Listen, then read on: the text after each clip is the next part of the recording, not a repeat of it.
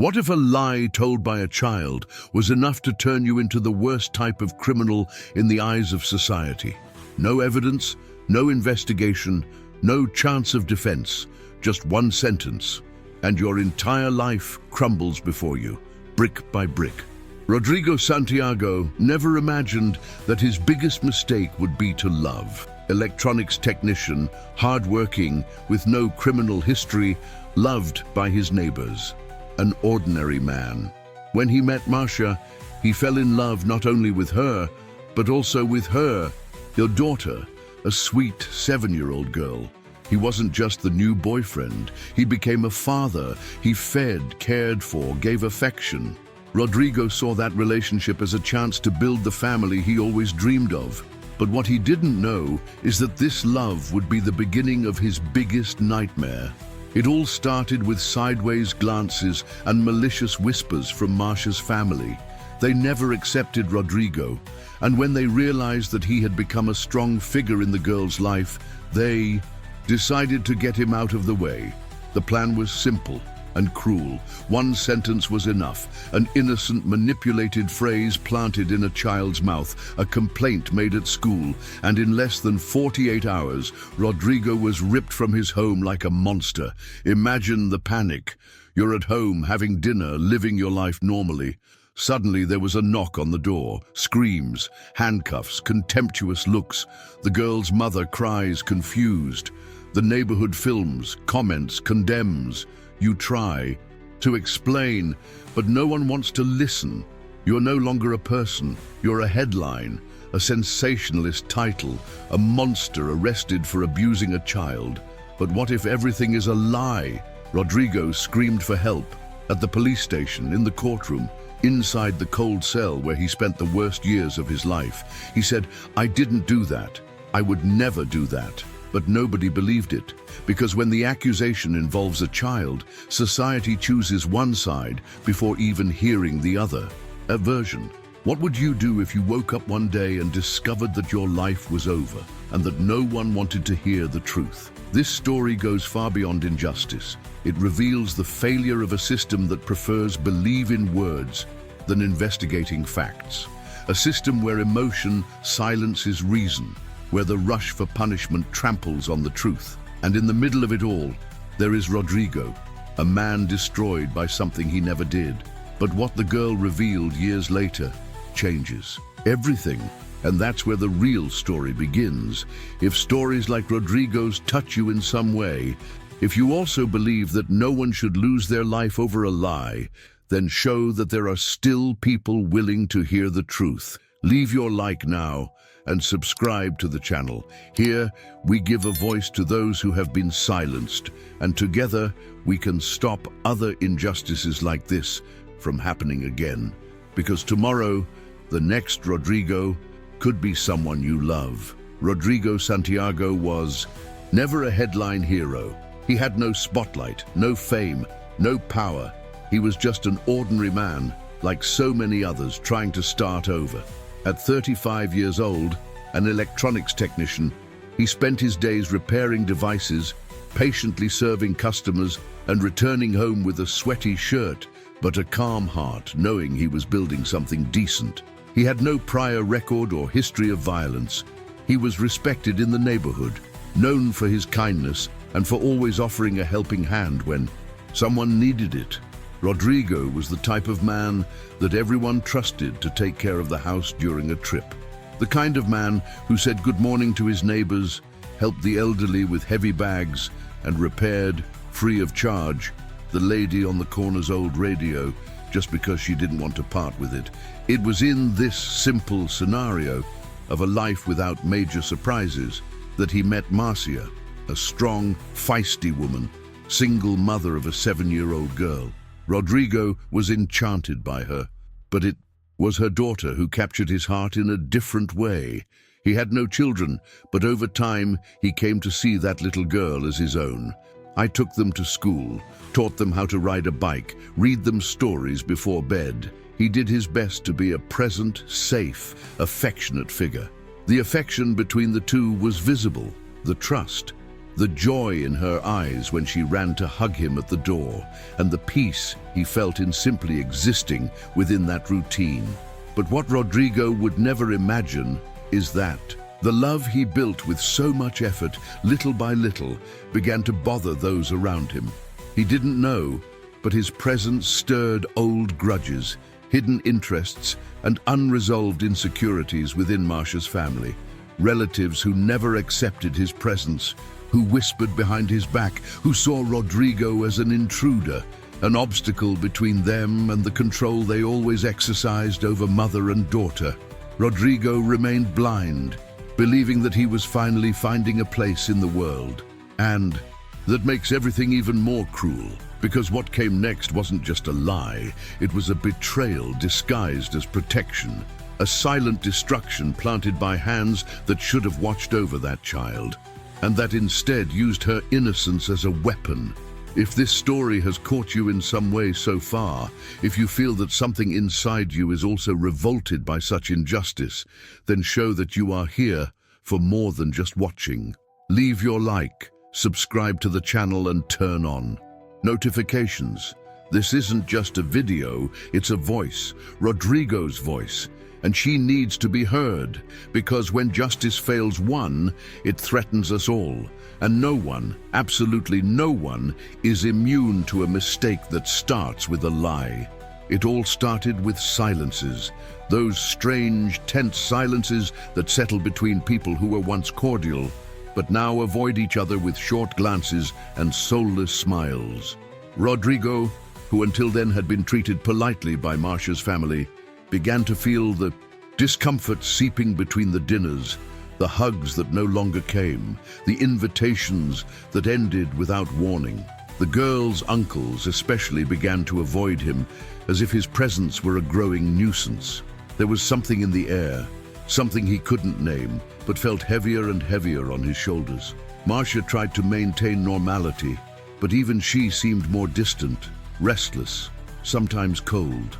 Rodrigo believed that perhaps it was just a phase, some misunderstanding, some family irritation that would soon pass. He had no idea that this was just the first crack in an abyss that was about to open up beneath his feet. It was on a Monday, an ordinary morning, that Rodrigo's world began to fall apart. Everything seemed the same. The coffee on the stove, the quick kiss with Marcia, the affectionate hug with her daughter, the departure for work. But that same day, inside a classroom, the girl, with her voice breaking and her eyes downcast, told the teacher that Rodrigo had touched her in a strange way. The teacher, astonished, did what any education professional is trained to do. She immediately informed the management. Within hours, the guardianship council was called. A complaint was opened. The process, as per protocol, continued its course, and no one, absolutely no one, stopped to question whether there could be something wrong there. If that fragile speech, spoken by a child, could be influenced by something darker. 48 hours later, the police knocked on Rodrigo's door. No prior warrant, no room for questions, no chance of reaction. He was still wearing his work uniform when he was handcuffed in front of the entire neighborhood. Marcia, in shock, couldn't say a word. The girl watched from afar, in the arms of one of her uncles, the same one who had been moving away for weeks. Rodrigo, astonished, kept asking, "What's happening? This is a mistake. I didn't do anything." But no one listened. Nobody wanted to listen. Because when a child says something like that, the truth becomes a detail. Suspicion turns into sentence. The entire system shuts down. And Rodrigo, who spent his entire life trying to do the right thing, was now seen as a dangerous criminal, as if his entire past had been erased by a single sentence. At the police station, there was no evidence, no exam, no additional testimony, no physical signs to corroborate the accusation. But that didn't matter. The girl's word was enough, and the weight of fear that word carries. Within a few hours, he was no longer Rodrigo Santiago, the electronics technician loved by his neighbors. It was just a number in the system, a name shrouded in whispers, a supposed monster. Local media began circulating rumors before he even understood what he was being accused of. The headline didn't say accused, it said abuser. And public opinion, hungry for villains, found its next victim in Rodrigo, and the cruelest. He didn't even have time to understand what was happening. He couldn't defend himself because the trial had already begun, and it was being fought outside the courts, on social media, in conversation circles, in the disgusted expressions of the very neighbors who had previously greeted him with a smile.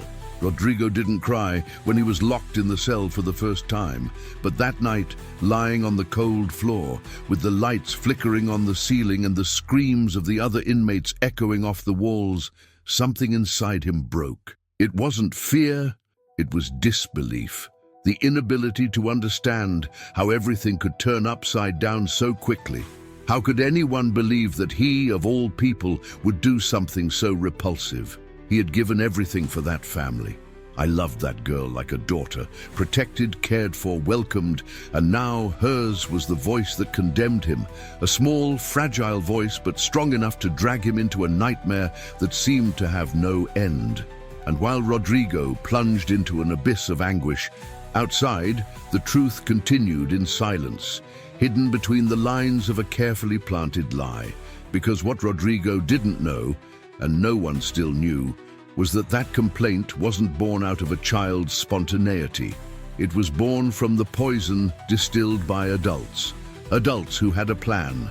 Adults who wanted to see him out of Marcia's life at any cost. And they chose the most cowardly and devastating way to achieve this, using an innocent woman as a weapon. The accusation against Rodrigo Santiago gained strength like a fire that starts with a spark but spreads with uncontrollable fury. The case, which began with a loose sentence, without context, said by a child of just 7 years old, quickly turned into a scandal.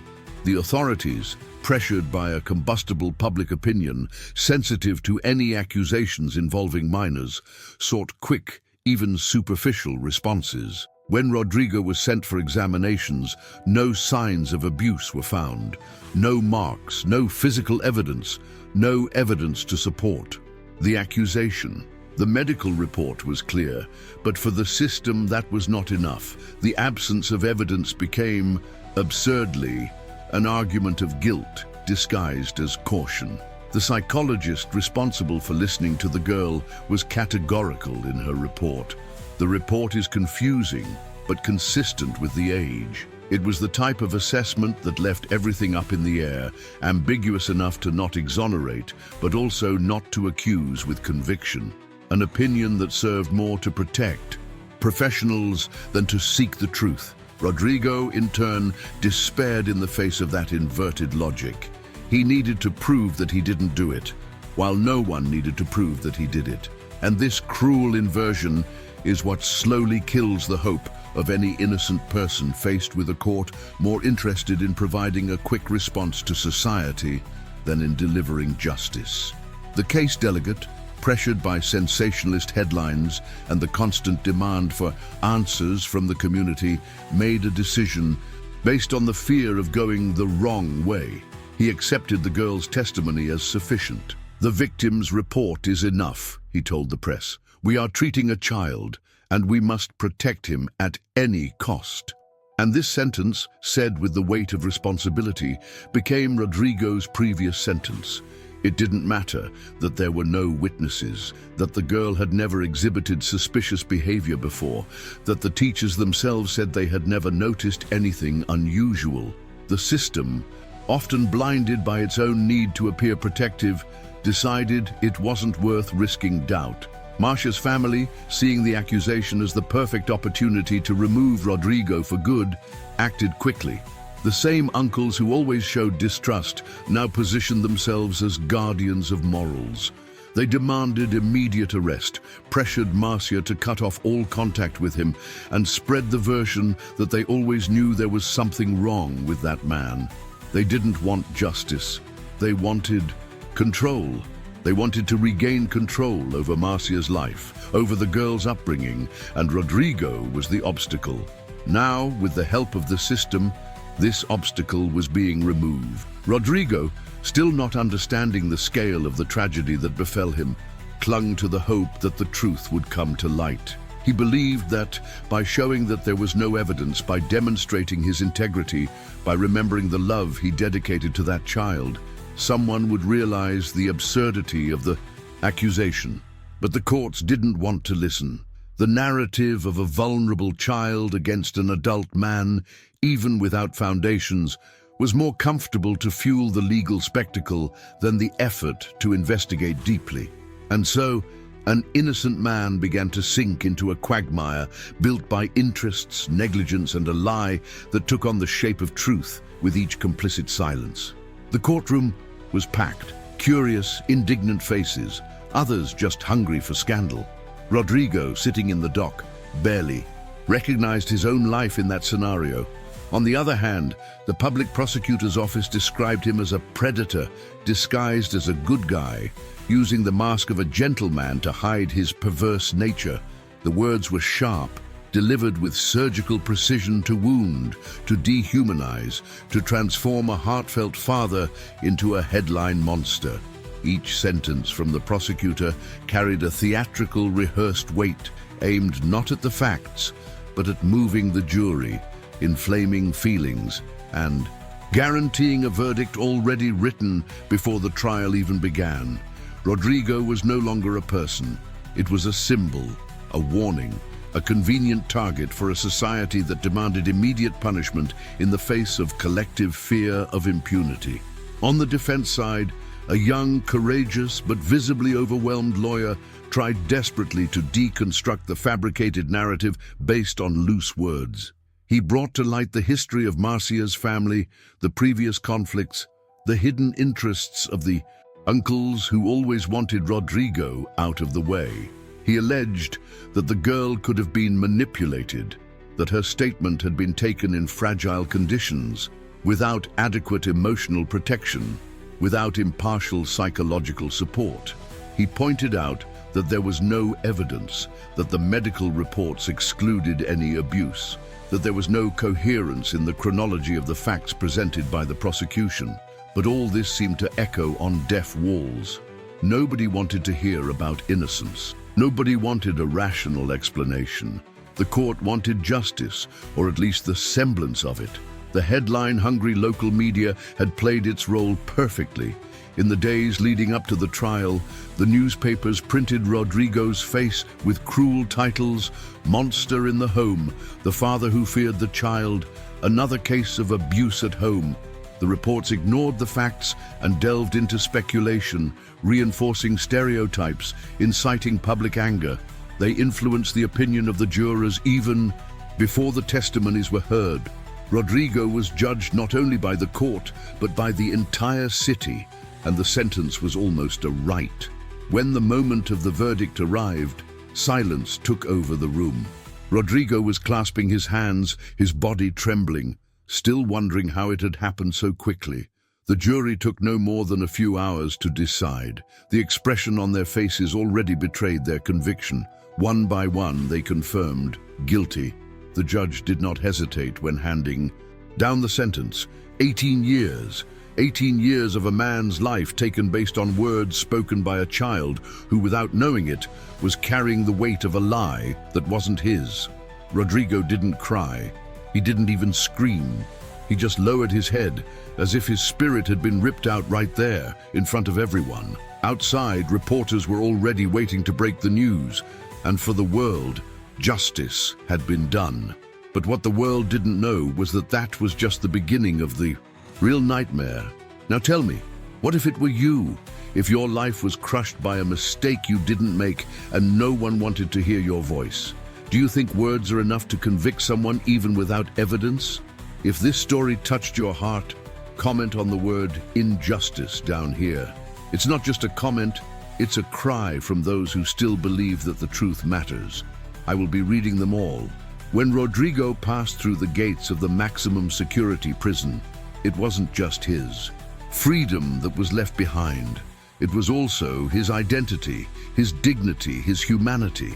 Inside, he was no longer a man with a story, a name, a truth. It was just a label, a dirty label stuck to his forehead. Child abuser.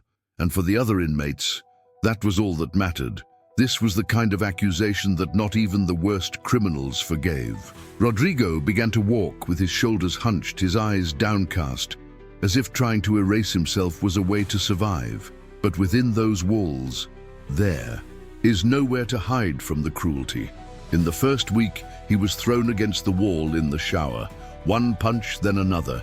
Kicks without explanation, without prior threat, without warning. Just hatred in the eyes of someone who didn't need proof, just a reason to punish. And Rodrigo, even though he didn't understand how he ended up there, felt the pain in his body as a constant reminder that the world had already sentenced him twice. Once in court, once in prison. The guards saw him bleeding and turned away. To them, he deserved it. He was just another monster paying for his sins, even if he hadn't committed any. The nights were even worse. The silence of the cell echoed like screams. He wrote letters, lots of, one after the other.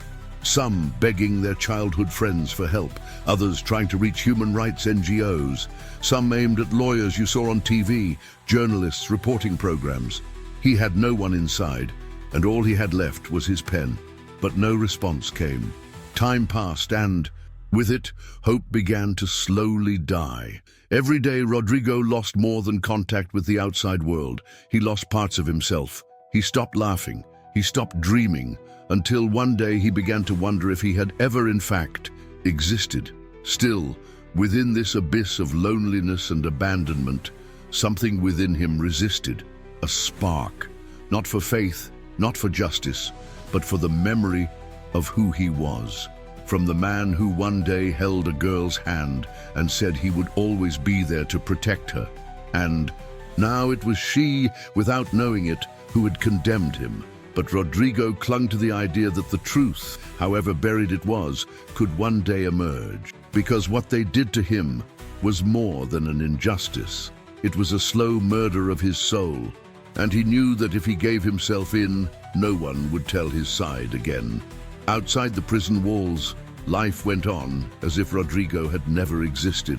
Marcia, taken by the shock of the accusation and the suffocating pressure from her own family, severed any ties with the man she had once called her love. There were no visits, there were no letters, there was not even an attempt to hear what he had to say. For her, it was easier to accept the imposed silence than to face the possibility of having made a mistake. The family took control, involved themselves as a shield, as a dominant voice. And the girl, now in the care of her uncles and grandparents, grew up being fed by a single version. "You saved your mother from a monster," repeated so many times that it has become an unquestionable truth. It was this phrase that she heard on commemorative dates, on nights of fear, in any moment of doubt, and for a while she believed it. But time has a subtle way of messing with the truth, or what appears to be true. As the years passed, the girl grew older, and that distant memory began to provoke something strange within her. It wasn't his fault, not yet. It was discomfort, an annoyance that appeared in small moments, like when I saw the proud look on my uncle's face, or when I heard stories about justice, lies, and consequences on television. She couldn't remember exactly what she had said. She didn't remember how it all started, or why she felt so pressured at that time. Some nights she woke up scared, with the feeling that something very wrong had happened, but not with her, but with Rodrigo. Meanwhile, everyone around continued to feed the narrative that kept everything under control. They said she was a hero, that I needed to forget, that the past only hurt. But it was precisely the silence surrounding that past that began to speak louder than any words spoken. In his heart, questions that were never answered began to emerge. Why did Rodrigo never try to defend himself? Why, in his rare flashes of memory, what he saw was a calm, gentle, worried man? And if she didn't finish the sentence, the thought hurt. It was easier to repress, until it isn't anymore. And so, without anyone noticing, something inside that girl, now almost a woman, began to awaken. a subtle distrust, a weight that she couldn't name, but that tightened her chest every time she looked in the mirror and saw herself reflected as the girl who had perhaps destroyed a life for something she didn't even know if it was true. Time, which is so often an accomplice to forgetfulness, this time was the trigger for awakening. Julia, now 22, could no longer escape the weight she had carried in silence since childhood, the doubts that tormented her in dreams. The lapses of memory and the whispers of conscience had become unbearable. In an impulse of desperation and search for redemption, she sought out a journalist known for investigating cases of injustice, someone who wouldn't be afraid to listen, even if the truth was too painful. Sitting opposite each other, the two women were separated only by a recorder and 2 decades of silence. And then, with teary eyes, a trembling voice and a shattered soul, Julia finally said what she never had. The courage to say, "I lied."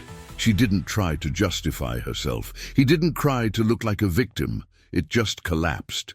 She told how, at the age of 7, she was trapped in a trap built by adults who were supposed to protect her. He reported that his uncles, driven by a blind hatred against Rodrigo, said that he was a danger, that he was keeping his mother away from the family, that there was only one way to get him out of there. Do you want to see your mother sad? Do you want her to get sick because of this man? They asked, while whispering instructions in a sweet tone, almost like a game. Just say he touched you, that's all, and everything will be fine. Julia, too young to understand the consequences, obeyed, not out of malice, but out of fear, for distorted love, out of loyalty to whoever made her believe she was saving someone. Hearing her own voice saying it out loud, Julia felt something inside her crumble, as if time had stopped there, at the exact moment when the truth, finally released, crossed the world for the first time. The journalist, also impacted, turned off the recorder and held his hand. The silence that followed was heavy, filled with everything that was never said. And Julia, with tears running down her face, whispered, "I took the life of an innocent man, and now I don't know if there's still time." This confession was more than a request for forgiveness. It was a cry for help, a cry for justice, and for the first time since she was 7, Julia knew what she needed to do. The lie that was once her prison could now be the key to freeing not only Rodrigo, if there was still time, but also herself. She just didn't know that sometimes the truth takes so long to arrive, that when it finally appears, it only finds the rubble of what could have been saved. Now tell me, if you were Rodrigo and heard this truth so many years later, what would you feel? Could you forgive? Or do certain wounds never heal? Write in the comments, if it were me, and complete with what you would do. I really want to read your opinion, because sometimes a story like this says more about the world than we imagine. The interview fell like a bomb. The video of Julia, now a 22-year-old woman, sobbing as she confessed that she lied when she was a child, went viral within hours. The entire country watched, shocked, as each cutting word came out of his mouth. He never did anything. I was forced. I was just a girl. The journalist spared no details.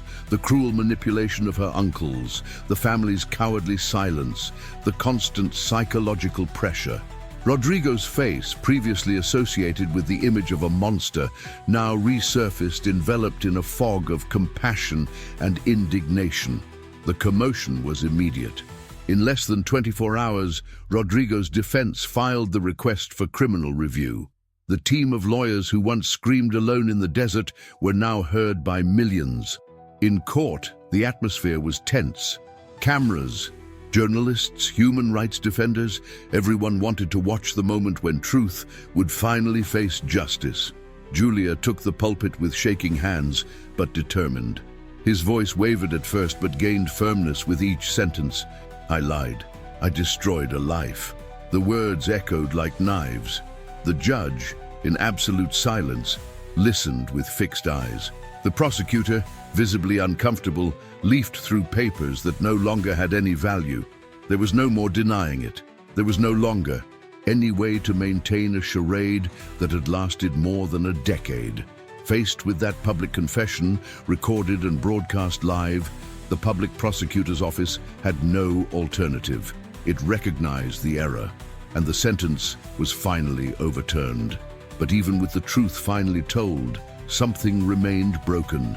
Rodrigo's face was not there in that court to hear his release.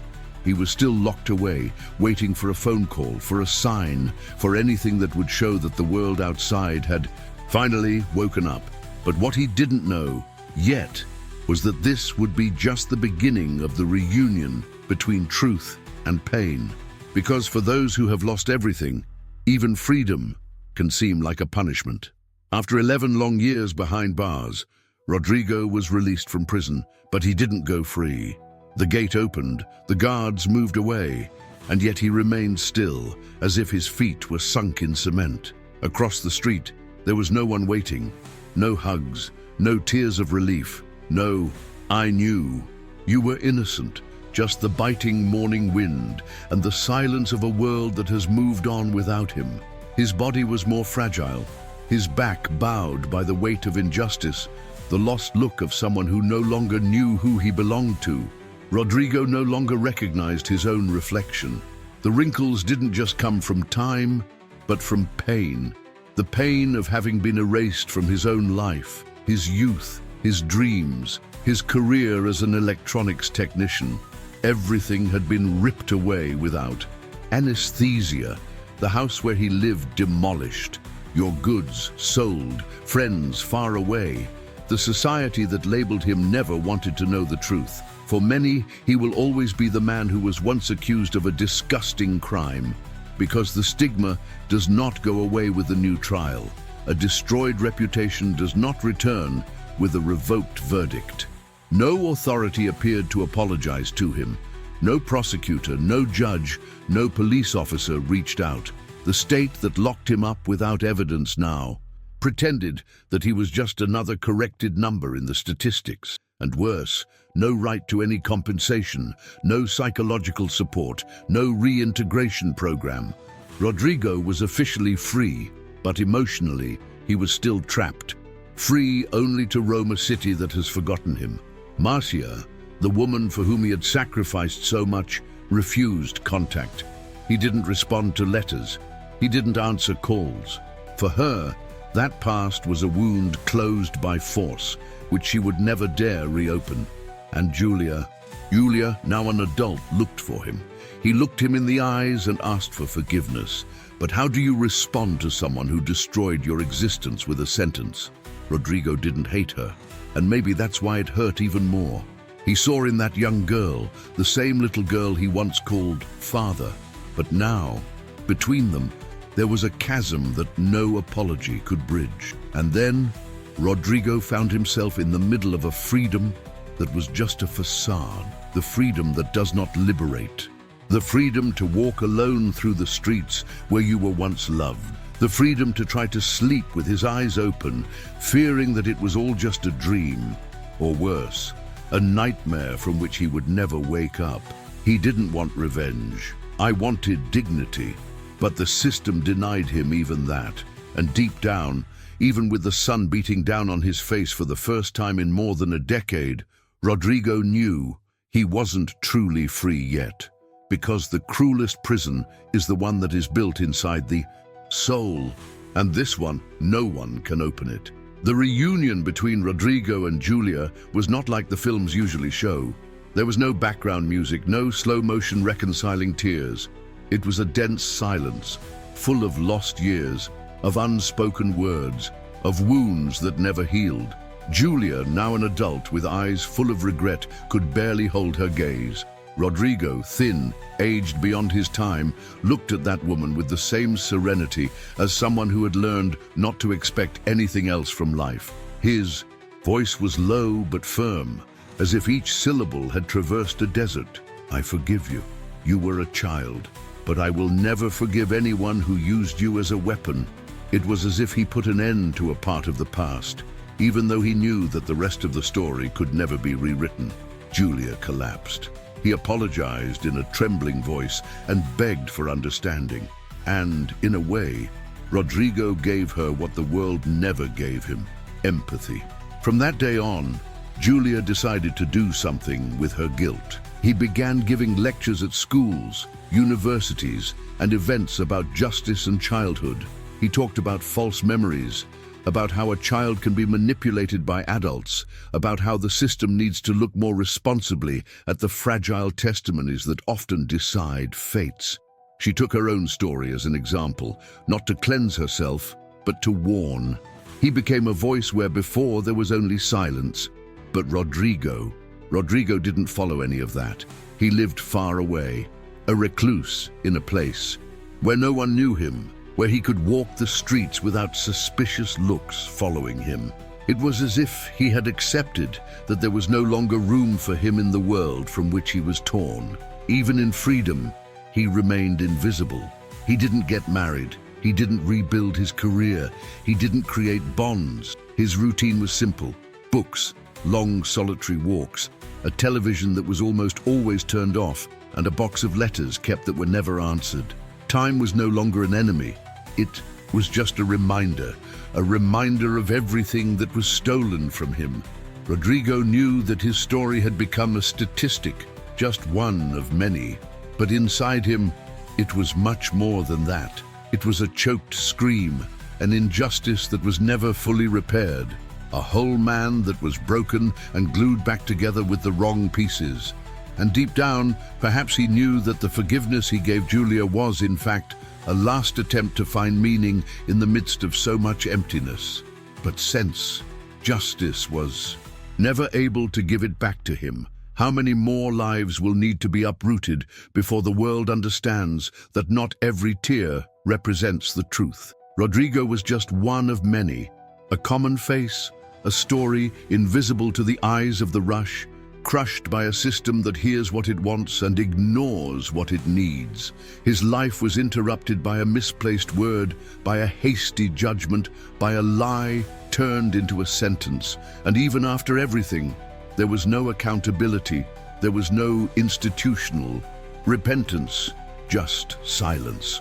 Silence from those who accused, from those who judged, from those who turned away when it mattered most. It's easy to believe in pain when it's packed with commotion. It's easy to point fingers when someone has already been painted as guilty. It's really difficult to doubt what seems obvious. It's difficult to look beyond the surface. It's waiting, investigating, listening neutrally. But how many times has this been done to Rodrigo? How many times has the system chosen the simpler path, even if it meant destroying an entire life? And the cruelest thing of all is realizing that, for the world, Rodrigo was already guilty before he even opened his mouth to defend himself. Because sometimes the truth doesn't scream as loud as a well-told lie. This story is not just about Rodrigo, it's about everyone who has ever been swallowed by a blind gear, driven by pressures, fears, and public judgments. It's about how a lie, when told with force, can gain the weight of an absolute truth. It's about the marks that no one sees, the pain of injustice, the trauma of abandonment, the void left by years of freedom taken away. Rodrigo lost everything, and even when he was free, he never went back to being who he was, because justice, when it fails, does not correct it. She just moves on, leaving the rubble behind. And you, who have been following this story, might be wondering, how many Rodrigos are in prison right now? How many families cry for someone who never had a chance to defend themselves? How many children were used, manipulated, pressured to say what adults wanted to hear? And how many more will pay the price of a system that prefers to condemn first and investigate later?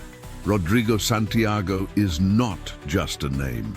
It's a warning, an echo that needs to continue to be heard, because as long as the truth is fragile in the face of fear, as long as justice accepts loose words as definitive proof, anyone can be next. All you need is a lie told firmly, and the complicit silence of those who choose not to see. If you've made it this far, it's because this story touched something inside you. So don't let this pass in silence. Leave your like now, subscribe to the channel, and turn on notifications. because together we can make these forgotten voices echo where justice has failed. And if you think you've seen it all, in the next video, we'll expose an even more disturbing case, a choice, a mistake, a destiny that no one would ever imagine. See you there.